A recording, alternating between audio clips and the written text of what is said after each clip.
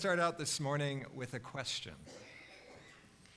Have you ever thought of your Creator just being so happy about your existence that she is practically dancing for joy? I'll read it again. Have you ever thought of your Creator just being so happy about your existence that she's practically dancing for joy?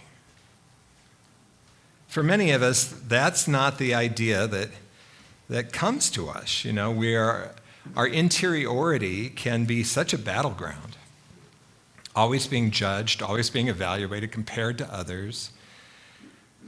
And we're always thinking that we need to be a better us. We need to do it better, we need to show up better, we can't react, can't have any strong feelings. It's not easy being us. We are in week 6 of a 7-week study we're doing of Pierre Proudhon's book, The Gentle Art of Blessing. If you haven't picked this up, it's a great book. I was just at the ministers' conference this week. It turns out several churches have used this, and all their congregations love it. And the feedback that I'm at least receiving from you guys is that you're also loving it. Proudhon's premise is that blessing not only has a way of opening our hearts, but it also taps into underlying spiritual principles, underlying spiritual laws that are always active in our lives, but not easy to see. They're not logical. They're working at a level beyond the worldly realm, and yet always impacting us. And that when we're willing to bless, we have profound impact not only on our lives, but on the lives of others and on the circumstances of our life. And today he turns the attention on us. Are we willing to bless ourselves? Because if we can bless ourselves, then things begin to happen in our lives. One thing for sure is that when we feel that we are a blessing, it's a lot easier to bless others, right? That it's a natural flow of love that is coming through us. And in this chapter, I think Proudhon does a beautiful job of pointing out some of the obstacles to simply loving ourselves.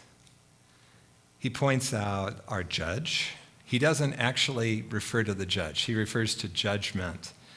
So we in this community recognize that there is a critic, a judge, as part of our ego structure that has a life of its own. And it's important for us to get to know that, or we just fall victim to that. But he also then brings in our childhood experience and how that patterns us, leaves us vulnerable to the judge, and finally, forgiveness, or the lack of forgiving ourselves. All of these leave us in a position of being one down, of not being the cherished one, the one that the universe loves, and loves so dearly and so personally. Unfolding a life that is perfect for you so that you continue to move into your freedom and your potential as a spiritual being. So let's focus on the judge, because the judge so often is working subtly or sometimes not so subtly. And let's see why we would want to get a handle on judgment, and then how we might be able to use blessing to get clear and to be free of the judge. So he uses a beautiful story, a true story, about a woman that reached out to him who had been doing some blessing. But let's assume that she had never blessed herself, just for the first scenario. So she needs to run an errand, and she walks out of the house with her purse. And as she gets to the car and opens up the driver's side door, she realizes that her front seat is full of stuff that she really needs to deal with. So she puts her purse on top of her car. Yeah, see, we've all been there. Mine was a daytimer, back when we had daytimers.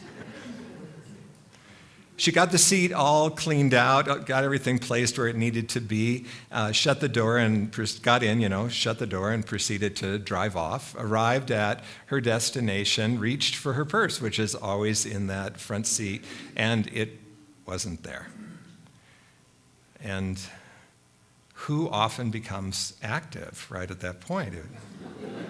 It's your judge. She gets out of the car, the purse is not on top of the car where she thinks she left it. And very astutely, she starts retracing her thoughts, her drive back. But who is she when she's being attacked by the judge? Often we're very young.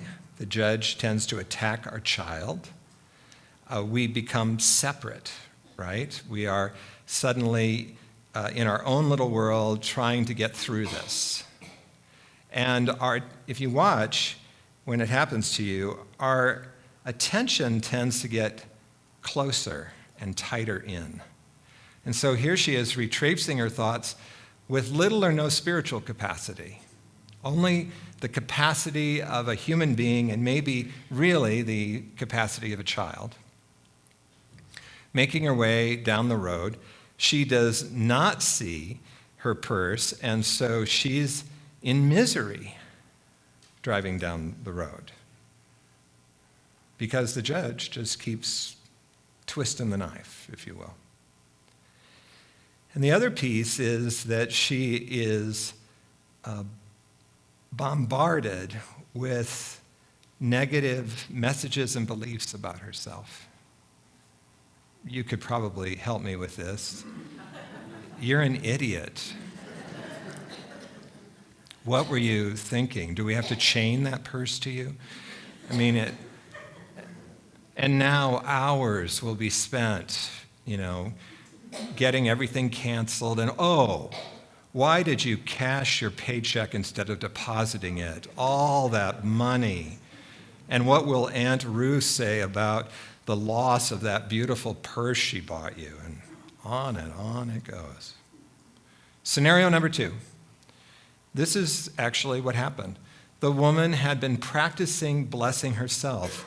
And Pierre encourages you to not just say, I'm a child of God or I'm a blessed child of God. To get specific. What is it? What is it that you can see happening through you?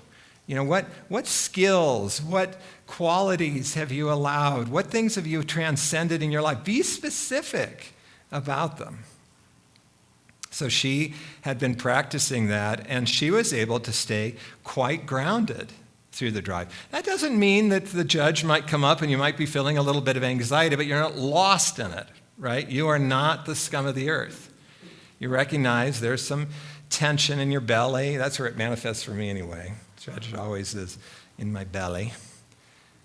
And she began the drive home. How are you driving? Well, it's interesting. You have, if there's any space for spirit at all, you have all the capacity of spirit driving you home. And if you've ever really paid attention to driving, you're not really driving. There has to be something greater than you driving, because we are so responsive to things out of the corner of our eye or whatever when we're driving. All of that then is suddenly engaged also in finding your purse or your daytimer or whatever it is you've left on top of the car. You're also not bombarding yourself with negative messages, which also impacts the universe, impacts the field that is manifesting all around you. When she got home, there was no sign of the purse all the way along, but she had just this idea, just like Spirit can have fun with us, a hopeful little idea.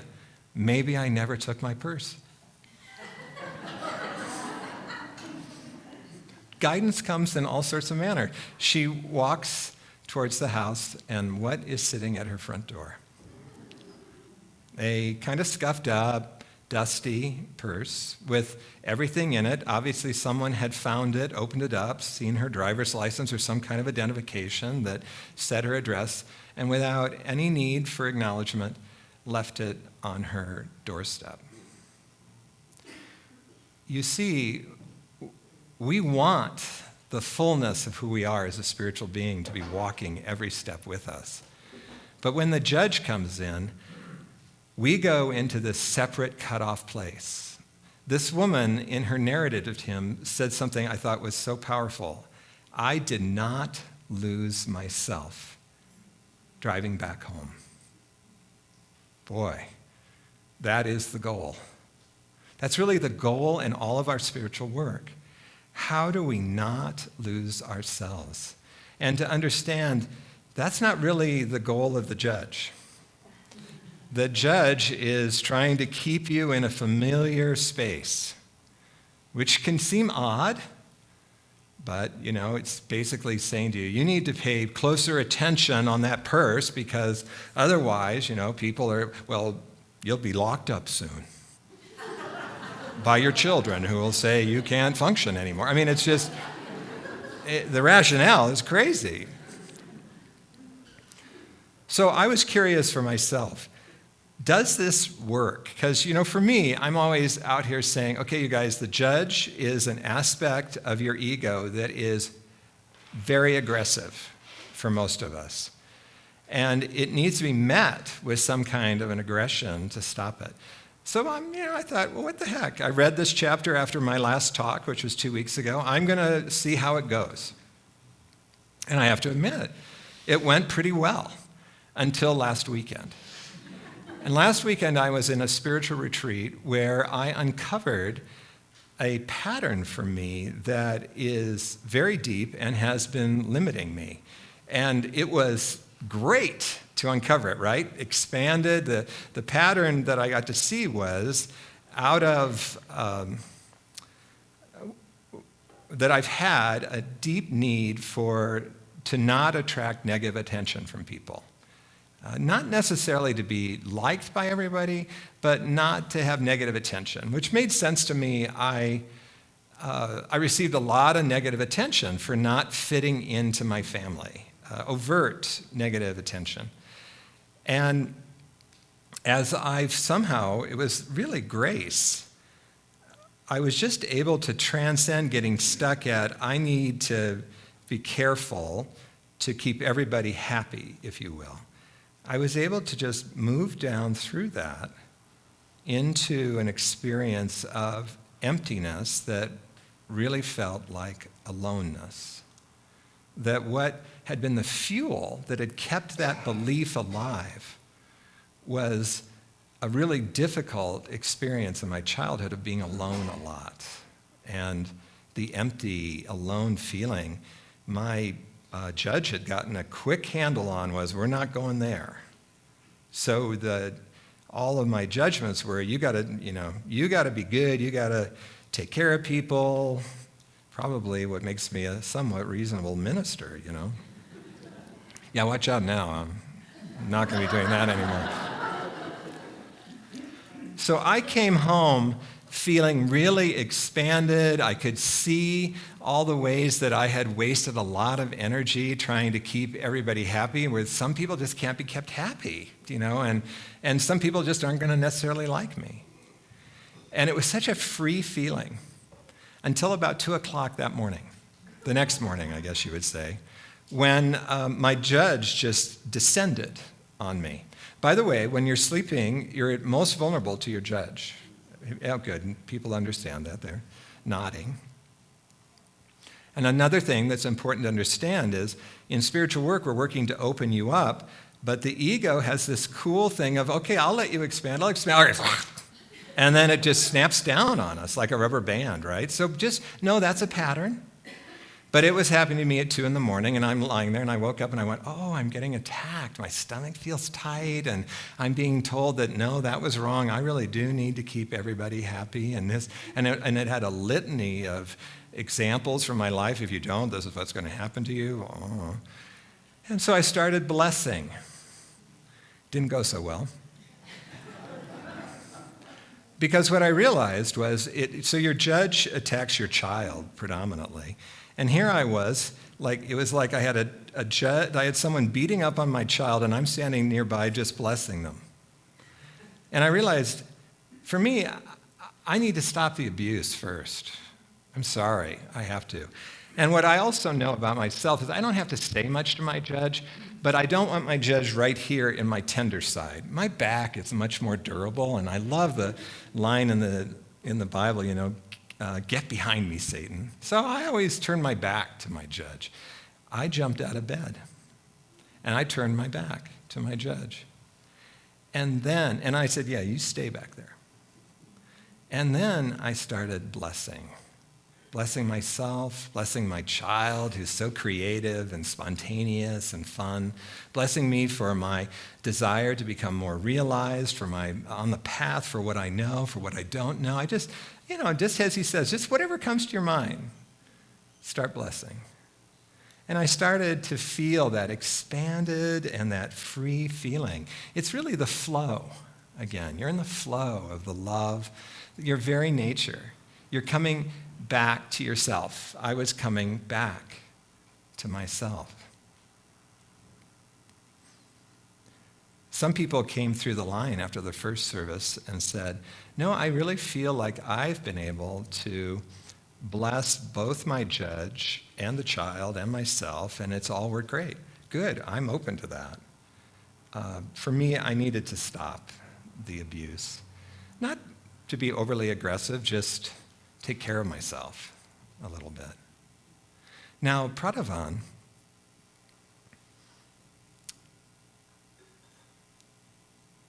I think, offered us an amazing framework in which to use this when he introduced the prodigal son in this chapter. Because you see, in the prodigal son, the story is working with all of the barriers, all of the obstacles we have to loving ourselves. There is childhood issues, there is lack of forgiveness, and there's also the judge.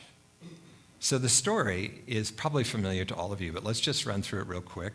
The youngest of two sons asks his dad if he can have his share of the inheritance early. He's a young guy, by the way. He's probably in his late teens or early 20s. Remember those days? Yeah, not our most rational days, right? We were still, trying to break out of the family systems and find out who we were. And the dad says, sure. He goes out and he proceeds to spend all the money. And he ends up working for a pig farmer, which this is a Jewish boy, so this is, sort of the lowest of lows. And he's so poor that he's envious of the food that the pigs get to eat. And in a moment of grace, because often we're so separate and we're so embarrassed when we're getting attacked for something, in a moment of grace, he realized, well, wait a minute. I could go home, work for my dad, and get paid better and eat better than the animals that we have. And he heads for home. Much to his surprise, as he approaches his family home, he sees his dad running towards him. And when his dad gets to him, there's absolutely no scolding or anything. He's just so happy to see him. He throws his arms around him. He has his hired help come and bring the boy new clothes and a gold ring. The clothes are, by the way, a white robe. So the ring is a gold ring. When you look up gold, there's many different interpretations. One of them is that a gold ring is a great reminder of your capacities as a spiritual being. So remember, our goal is not to lose ourselves. And he slips a gold ring on his son's finger saying, hey, this is to help you remember who and what you really are, and that you are supported always by who I am, your true nature, this presence that is imbued with such amazing qualities.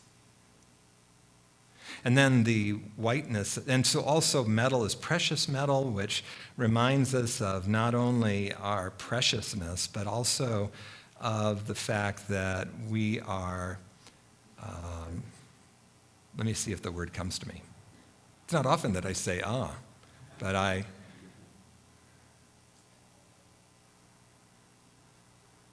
what is it when a child, what do we say that a child is? Not just precious, but they're, say it again, blessed, but it's, I'm sorry, it's not floating in the,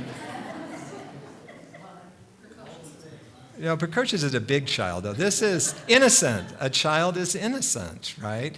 That it symbolizes both the white in the robe and the gold in the ring symbolize our innocence also. The fact that nothing is held against us, that we are treated new and loving with every moment. Nothing carries over from the standpoint of spirit. And so then his father goes even a step further and invites all the neighbors and friends and throws a big banquet. We're happy that you're home. And so you begin to see that there's tremendous forgiveness here, that there's unconditional love, and that all of the stuff that we carry with our past that says that, yeah, I won't be accepted, or this isn't going to work out, it all just dissolves with the love of our true nature. But then we have the older brother, and he's perfect. He's who we often, remember, everyone in the Bible is a part of our consciousness. It's easy to hang out as older brother, right? Because the older brother has lived according to the judge. He's done everything that he's supposed to do. And when he sees people around him who haven't had to do everything that he's had to do, what feeling comes up? Jealousy, resentment, and anger. Because we're not living our life. That's the bummer about living the judge's life. It's not your life. It's the influence of your mom and your dad and your church and the culture you grew up in, but it's not your life. And so, luckily, the father, when the older brother comes, again, the father is our true nature, says to him, of course, you're welcome too, to live your life, to live the life that was meant for you. And so what a wonderful opportunity we have, right? That as we begin to start blessing ourselves, we then take this intense, repressive energy and we begin to become aware of it. It's such a contrast to the words of blessing. And that's all we need. We just need to wake up to ourselves again. And in waking up, we can wake up as the older brother. We can wake up as the separated young brother who feels shameful for what he's done. We can wake up from anything. Yeah, the judge might still be there. Now there might be a lot of stuff still going on. But there's room for spirit. And in that room for spirit, all the capacities that are ours come into the room, into the experience. Whether it's guidance or love or compassion or strength or power, whatever it is that's needed. Colleen and I were at the Unity South Central Regions conference this week together. We both had an amazing treat. Don't let me forget. Where is Janice must be. Oh, there she is. Don't let me forget to mention to you Summer Osborne. This woman came and performed at our banquet. And I would say she pretty much blew the whole room away with her depth of physical interpretation and her willingness to bring it into her songs. But she had this line in one of her songs that she wrote. You didn't come to fix a broken world. You came here to learn to love yourself. It caught me because you see, out of our childhood hurts and not being seen, and all of our issues, we often head out in the world to try and be something or do something for the wrong reason, to get attention or to finally be somebody, right, that people acknowledge and see. She's saying, no. The most important thing we can do is to work on ourselves, to bless ourselves, if you will, to begin to see that we are cherished, we are loved, and to start there. Because in the space that creates, then we hear the guidance that what is yours to do? What is the thing that I am here to be about, to do? And we have all of the qualities of our true nature that support us in doing that, and we have the most impact.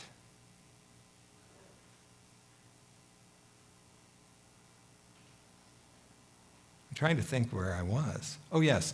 Stuart and I were up in Granby last night, and we sat at a table. Oh, actually, no. There's so many great stories over this trip, but we were sitting in the hot tubs at the pool. We actually drove down to Hot Sulphur Springs. We're sitting in these hot tubs. And the woman next to me told an amazing story. We were talking about how important it is to be out in the world. And she said, yes, but with consciousness. Because she said, my dad was a doctor on an Indian reservation when I grew up.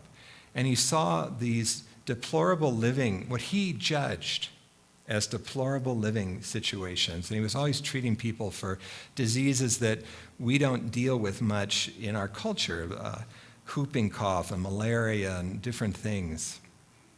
And so he went out and got a grant, and he built new houses for all these people without asking anything about what do you want or what is your culture around housing. And they moved their animals into them.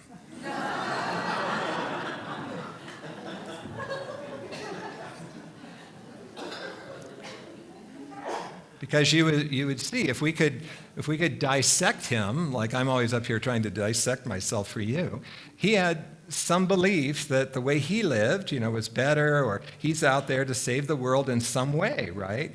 Not pausing, because spirit, there's always lots of space in spirit. Spirit's never in a rush. Spirit's a good listener.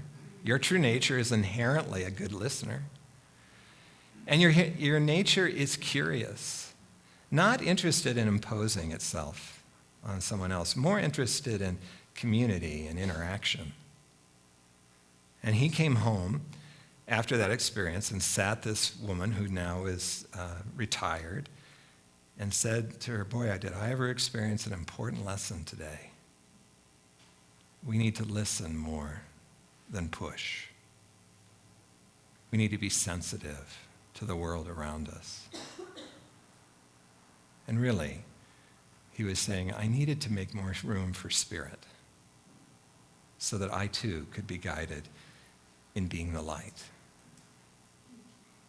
So, no week has been easy around here during this. Now I want you to switch your attention to blessing yourself.